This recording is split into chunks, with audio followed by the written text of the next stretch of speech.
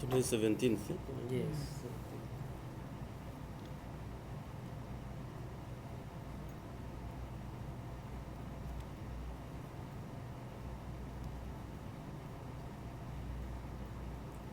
In fact, one time we were thinking that you should, that, we should begin lobbying you so that you send us your staff for training in research. So that we train them. Is that you send us your staff for training in research? I don't know whether they do any research here. I don't think so. Okay, we have training programs,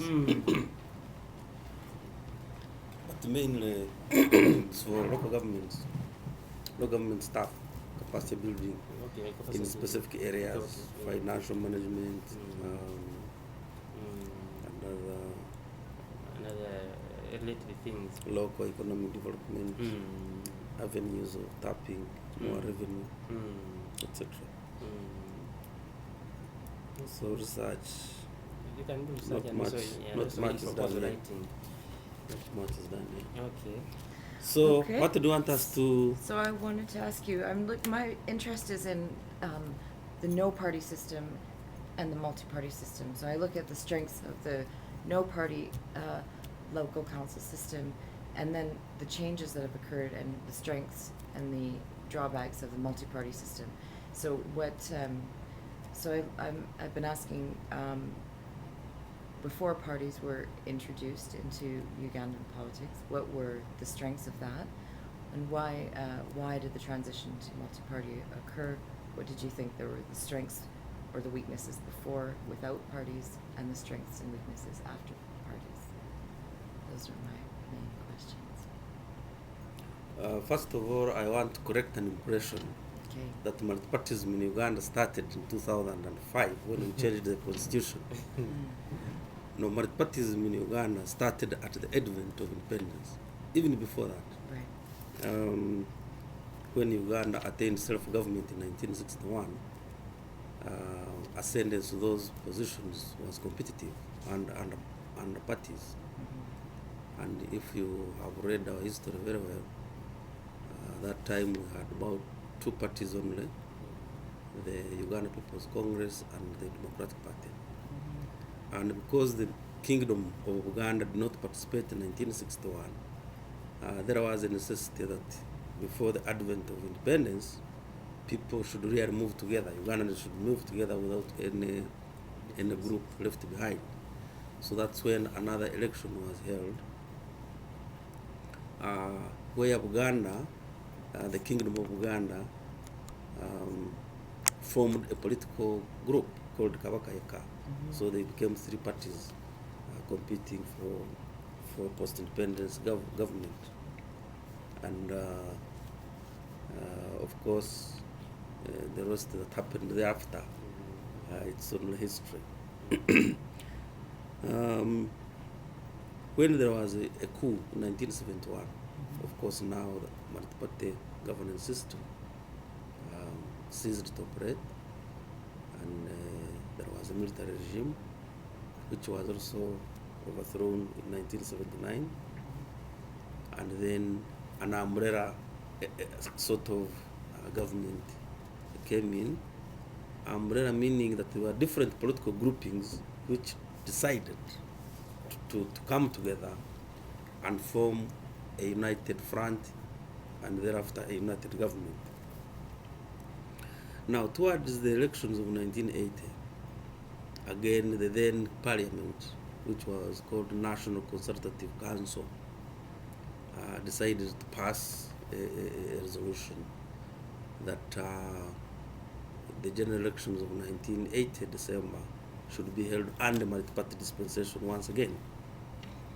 And when that happened, besides the two traditional parties, Uganda People's Congress and Democratic Party, two new parties came on board. One was Uganda Patriotic Movement, which was led by the current president, and another one was the Conservative Party, which to us was like a successor to the Kabaka Yeka of the 1960s. because its objectives and aims was restoration of monarchism in Uganda. And of course, at that time, it was not as streamlined. The rules of the game were not as streamlined as we have them today. So people complained of rigging, complained of gerrymandering of constituencies. And well, it happened. Uganda People's Congress won, and it formed government and was in power for close to 5 years, 4.5 years. And that government was again overthrown through a guerrilla movement, which guerrilla movement arose out of the complaints that the election was rigged, it was contested, and people went to fight. And so that was the beginning of the experience of multipartyism in Uganda. So when NRM came to power in 1986, they introduced what you are terming a no-party system. A no-party system which we call the movement system. Movement meaning everybody move together. Inclusive. Yeah, or inclusive. Everybody, you move together as a group of Ugandans. And the reasoning behind that was the experience of the previous multi-party dispensation. The Uganda People's Congress Party looked like it was a party for Protestants. And Democratic Party, also the way it was configured, it looked like it was a party for the Catholics. And of course, Kabaka Yeka, as I told you, and CP looked like it was a party for the Kingdom of Uganda. So the NRM looked at that as a complete proliferation of you know, different groupings in Uganda on the basis of sectarianism, religious sectarianism, ethnic sectarianism. And by bringing these groups together, they thought the differences that came about because of that grouping would be kind of raised, and people come together, heal the wounds in case people harmed each other, and that was the basis of that no-party dispensation. But you know, society is society, it has different actors. There are those who saw it as a scheme to deter them from accessing political power, who accused the NRM government, which came out of the guerrilla movement, that these people were also monopolizing the politics of the country, and therefore people needed to organize and compete. So they kept agitating for opening political space and political parties. So when the 1995 Constitution came into being, it provided for those two options and any other option that could be crafted. The option of having a no-party system under the movement, and the option of having a multi-party system. And to cut the story short, through a referendum in the year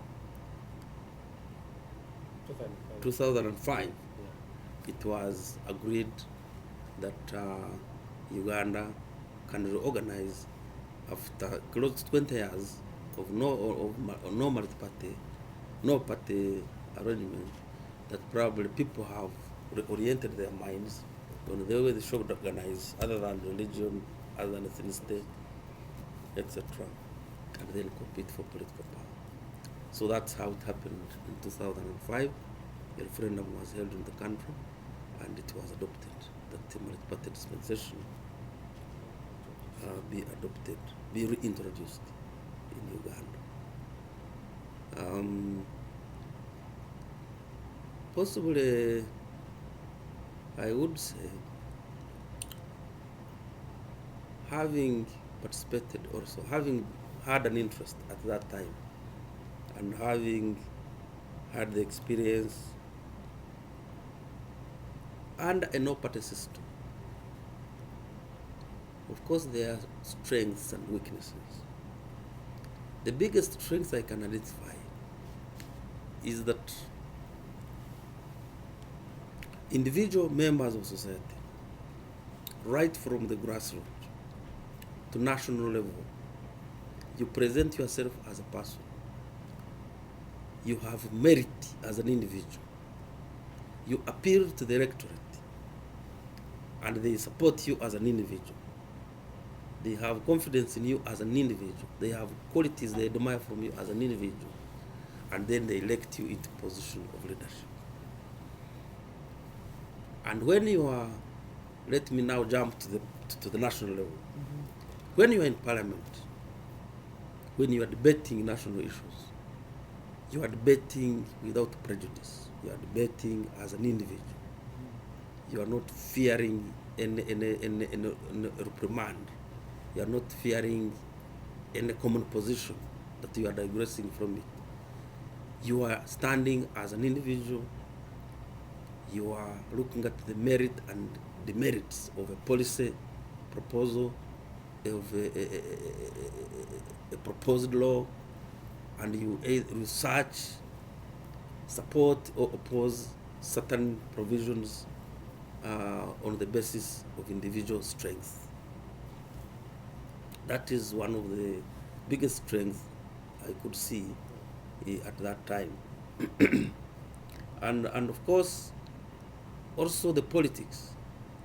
The politics, it's another strength. You would be able to stand and talk to the electorate and convince the voters as a person that you are likely to deliver on issues A, B, C, D, and the people give you confidence as a person.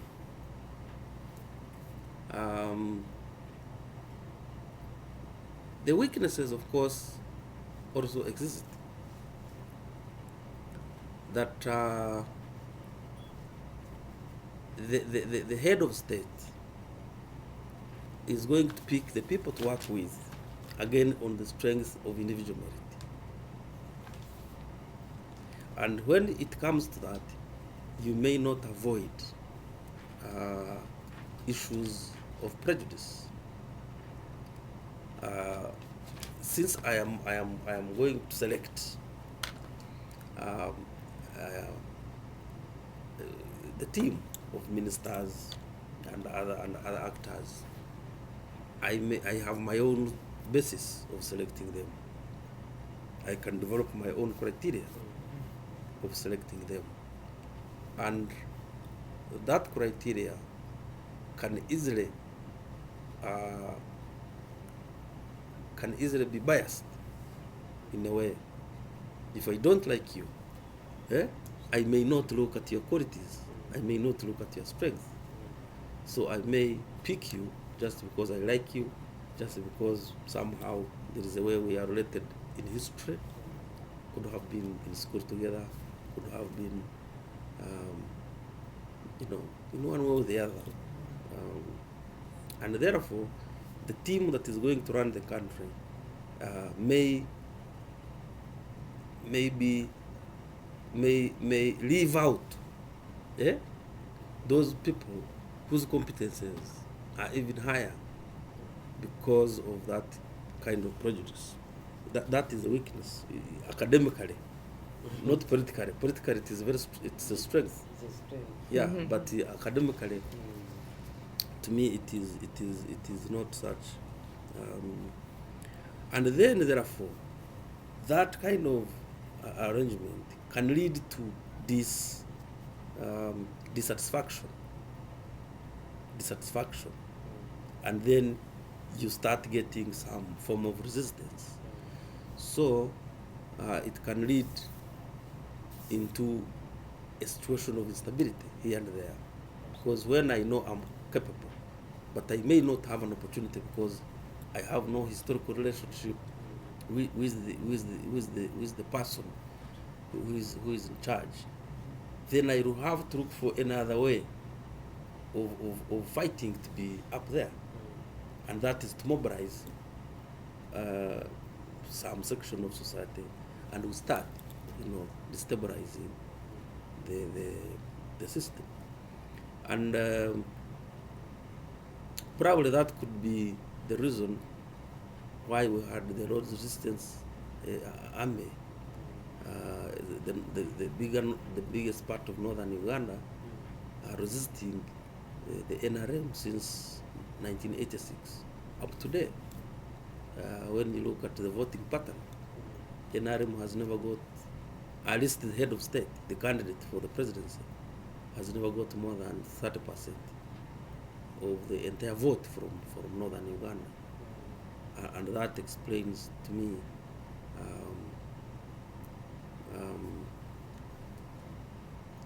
that explains that kind of weakness in that type of governance system.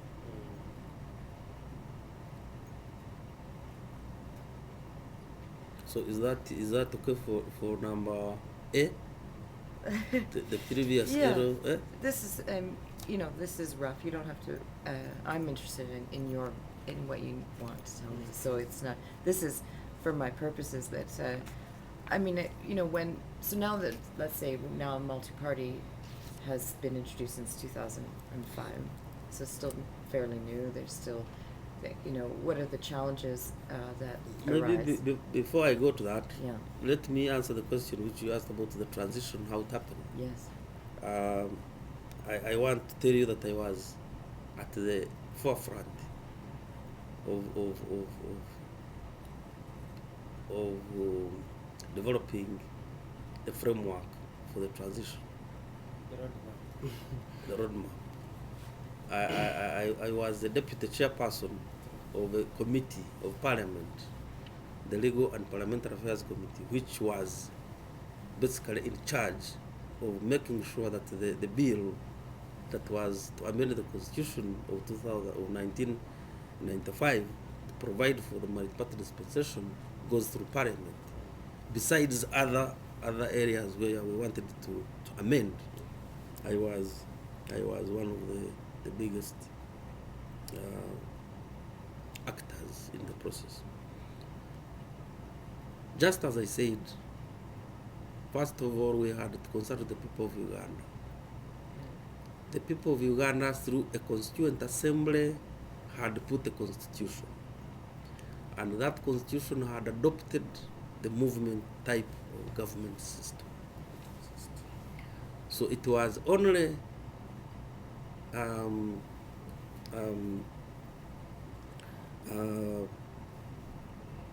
prudent to go back to the people of Uganda to ask them whether it is about time that we allow political competition. So a referendum was held, as I said, in 2005, and the people accepted. So that was transition strategy number one, so that the entire arrangement is generally acceptable for the people of Uganda. And I think the score was about 92% of all the votes in the country supported opening political space. That one you can cross-check, irrespective of how many people came to support it. Yeah, to vote. That is a matter of research, but Yeah. statistically, that is it. the majority of Ugandans supported the idea of opening political space. And I understand you also did a very widespread consultation, and we went through.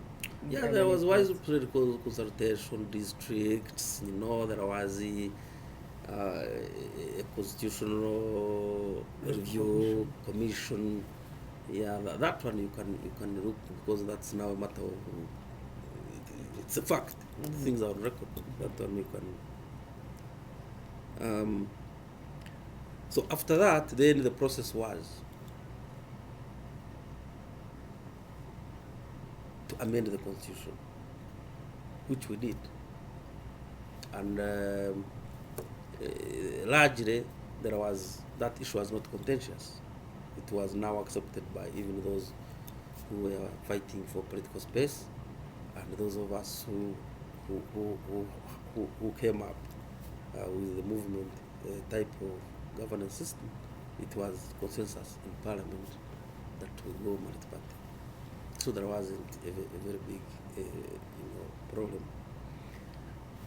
The other issue that we would look at were to look at the laws, the various laws, because most of these laws that had come up had come up under that thinking, that framework of the movement political system.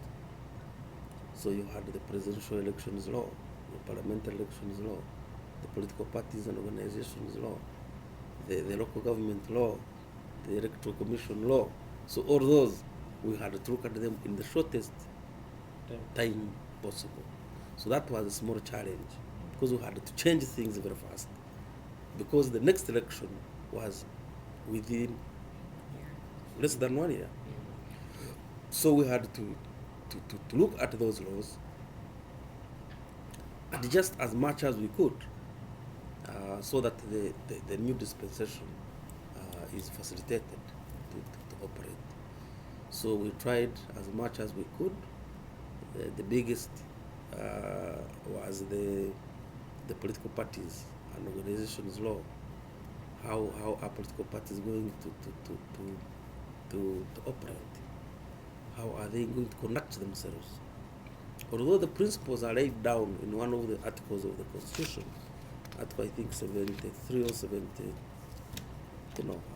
around that, 73, 74, how the multi-party system and parties should behave like, but you have to put a law now to provide for to operationalize those principles, and also provide for sanctions in case of deviation. So that challenge of making the laws, adjusting them within the shortest period of time, also came up. So whatever noise you hear about we need electoral reforms, part of the basis is that there was little time to really comprehensively look at those amendments of the laws. Now the other one was the short period within which the Electoral Commission had to organize the elections. Again, you are making the laws, but the Electoral Commission has also organized elections and multi-party dispensation. You have independent candidates whom we provided for, and I think one of the provisions of the Constitution, how they should conduct themselves. So that was another challenge for us. So how the Electoral Commission was to organize itself, especially when the resources are limited. And we think they did the best they could. And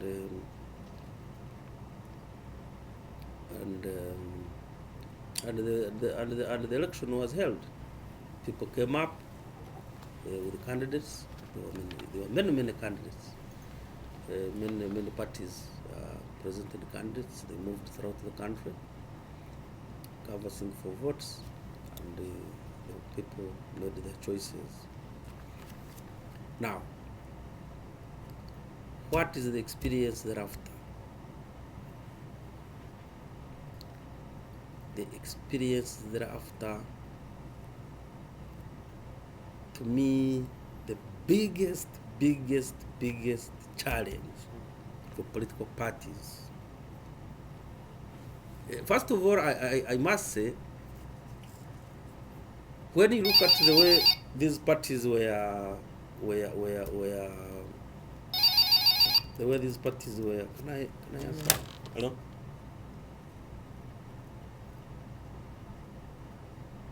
No, that one will not go.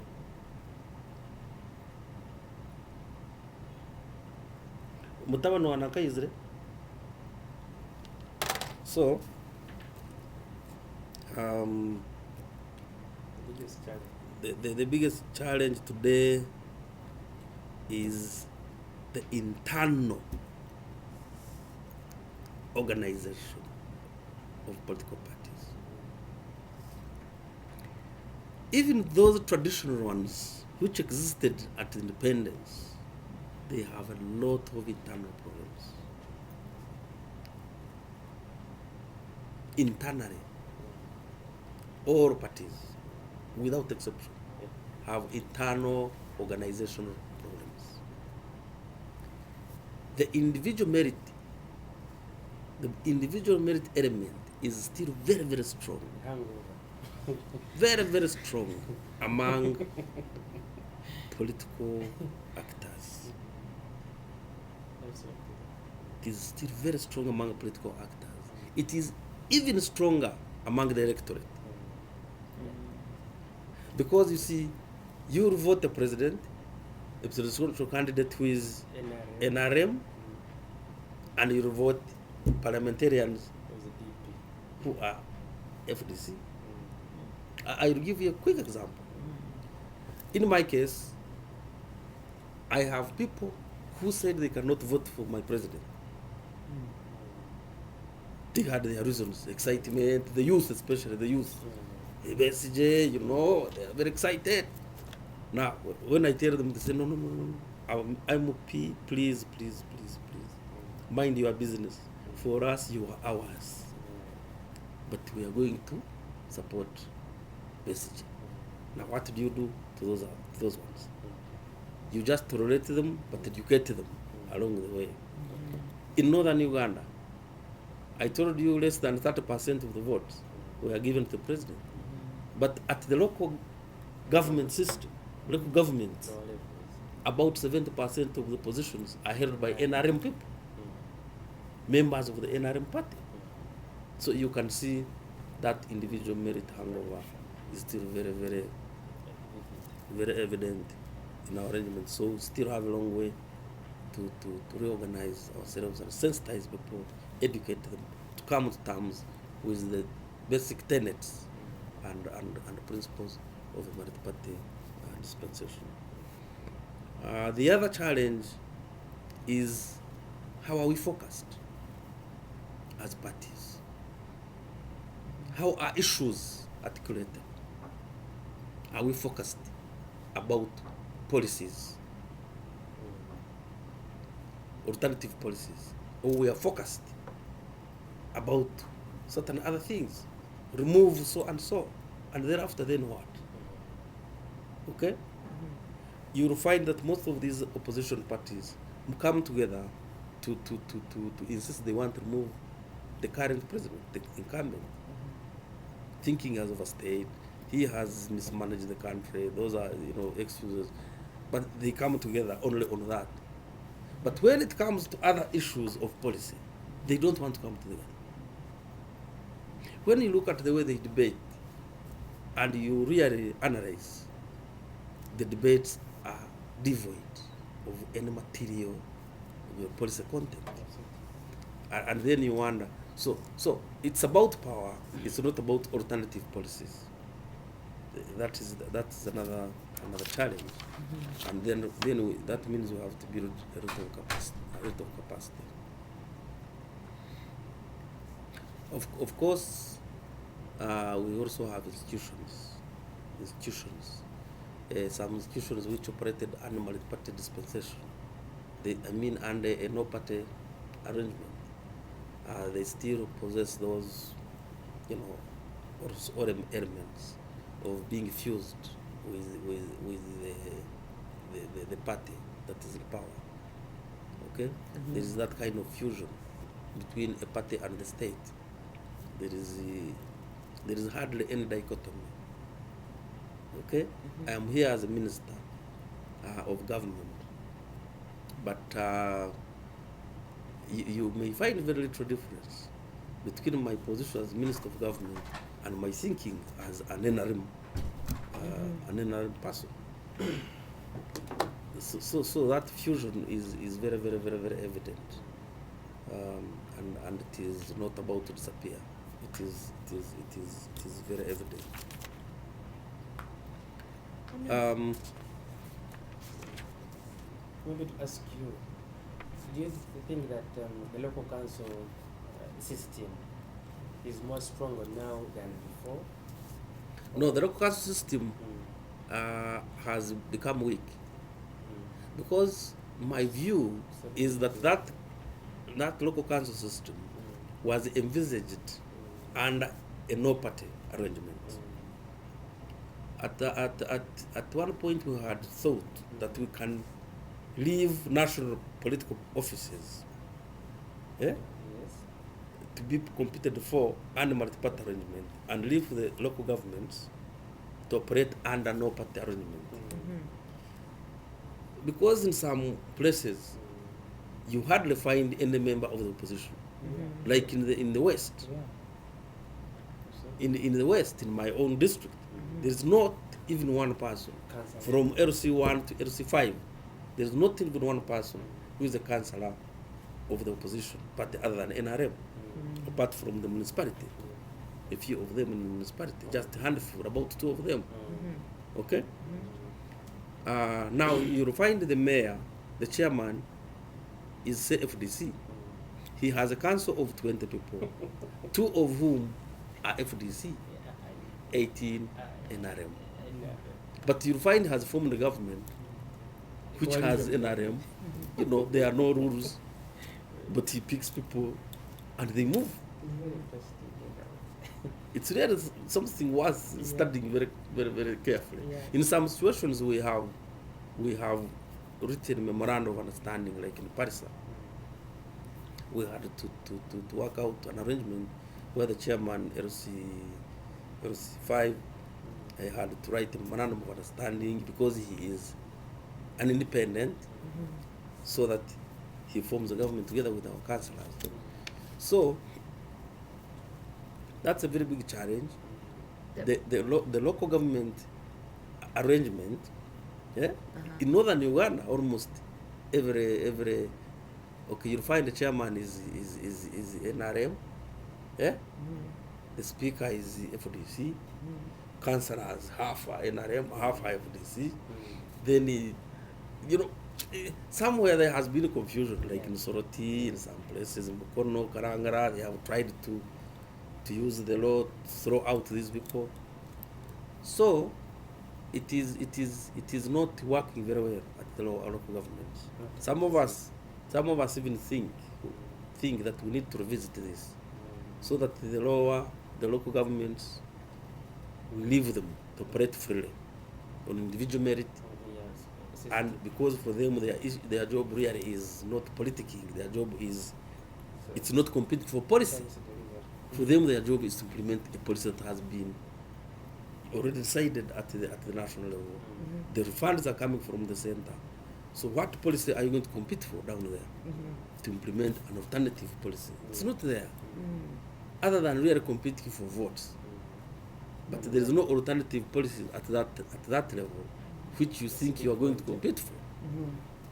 So some of us, our thinking is, you leave these people to operate under individual merit, and when it comes to national elections, they can really support their parties, which is not a problem. But when it comes to those governments lower there, let them stand as individual merit. Parties can support individual candidates, which is not a problem to me. But when they reach the council, they should really act as one team. So was this on the table at some point as an option? No, we thought about it at the time we were amending the constitution. Yeah. A few of us thought about it, but we downplayed it because we had not tried it. We thought now the whole thing should run up to the local government level. Ghana, they did it. Ghana, they stopped at national level. Yes, from districts downwards, there is no multi-party. Yes, that's the model. Yeah. We thought we do. I still strongly think that we could go that direction, especially with this experience I have had here in the ministry. I want to see whether I can convince some of my colleagues that we could really, in principle, leave multi-partyism to operate at the national level and leave the local governments and the decentralized system to really work on the programs, implementation, as a team, because it is basically service delivery monitoring and supervision of government programs. Not this real politics of policies and laws and which happens at the national level. That's my view. Yes. No, I had one more question. I guess when you transition from a movement person to now the NRM is a party. Yes. Now that is interesting too. How does that then become a political party? There's been some confusion. I think a lot of people seem to say, well, is the NRM the government? Is it the organization, or is it a party? And No. The nomenclature is not really very important. Of course, at that time, the idea of our leader, of our president, of our chairman, was that a party sounds partisan. But being the historical in involving this movement system, he still was intrinsically, emotionally attached to that mass orientation of the organization was leading. So when we were amending the constitution, he wanted the NRM to be called an organization other than a party. But for intents and purposes, it's a party. But that mass orientation, because it is still multi-ideological, we still think whoever comes from whatever source, you can come with your thinking, we shall look at it, we can adopt it, even if you have a different background. We are all inclusive. We don't discriminate. We don't say this is for pure this kind of people who think like this. No. Come with a different thinking, you are still there. That was the thinking. Okay. The thinking. But for intents and purposes, really it is a party. And the fact that people left it and went from other political groups, the fact that we are also competing, we have a constitution, we operate under the structures of a party, we have, we operate under the principles that govern multipartyism as they are in the constitution. So for all intents and purposes, I think we are a party. But the challenges, of course, as I told you, are those of the individual merit hangover, the mass orientation of the party. The Secretary General talks and you answer back. Who are you? Go to hang yourself. Something like that. The chairman proposes things and he's opposing. And so it is as interesting as that. But you see, when you get how are you handling these boys' allowances, especially this one who's going? I am written, but I don't know how far does it go. You talked to Bob because he left here and he was saying he was handling, and I told him. So I could just ask you one more thing. So what I was saying, it is only 3 years. Yeah. The other no-party system was there for over 20 years. Yeah. Most of the generation that we have today in leadership, even in parliament, they really don't know what happened in the 1980s. Okay? I was very young at that time. I think I was around 17, 18 years at that time. So I witnessed a few of those. But most of us do not appreciate the multi-party system. They have grown up under a no-party system.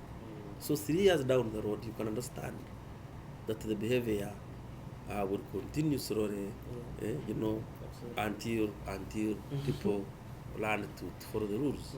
Which makes for me this statistic, this idea that 92 or 90% or whatever of the people voted for multi-party system.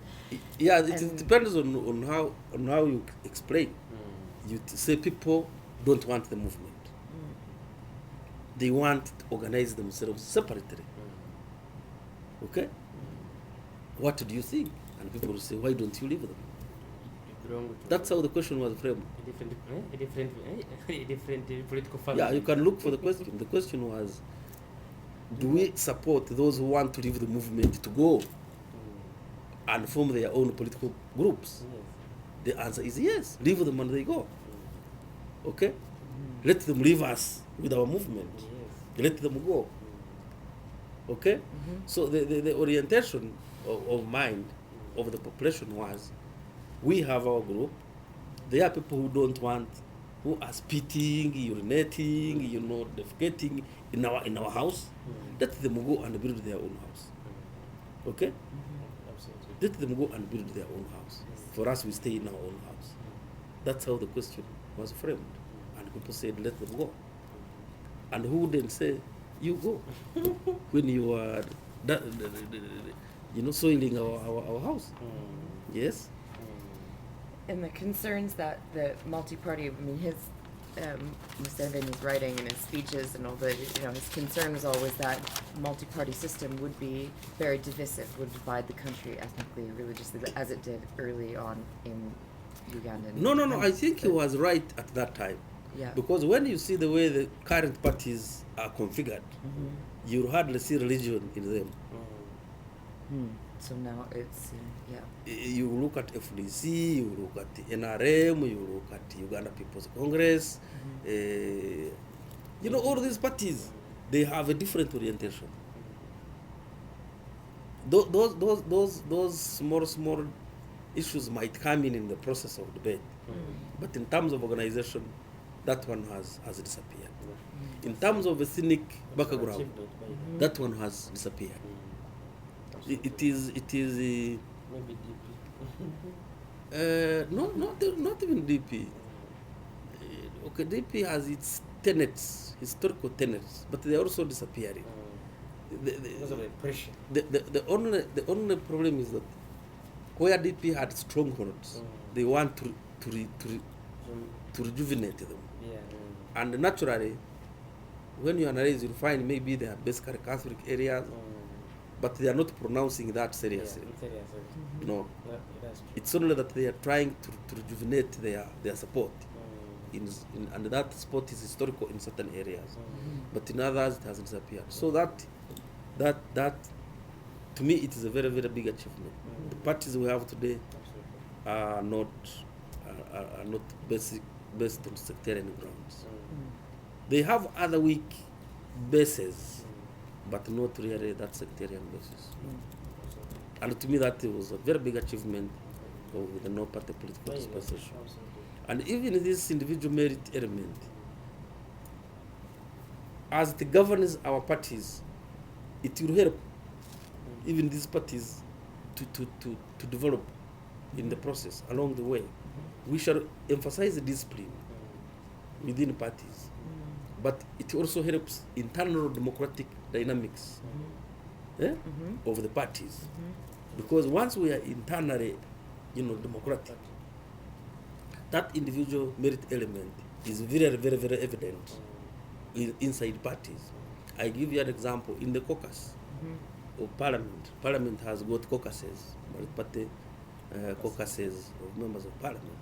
Within the caucuses, if you can come and witness the debate in there, you cannot believe it.